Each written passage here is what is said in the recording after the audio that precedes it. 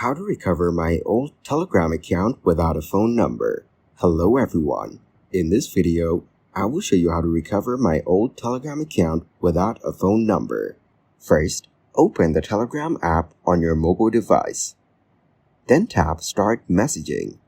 Next, select your country. After that, enter the phone number linked to your Telegram account. It's important to use the number your account was created with. Now tap the arrow to proceed. Then tap Yes to confirm. Next, enter the code sent to your phone number. As you can see, your account is now logged in. Thank you guys for watching this video. Hope you got some value. Make sure to like the video and subscribe to the channel to get notified of new videos. See you in the next one.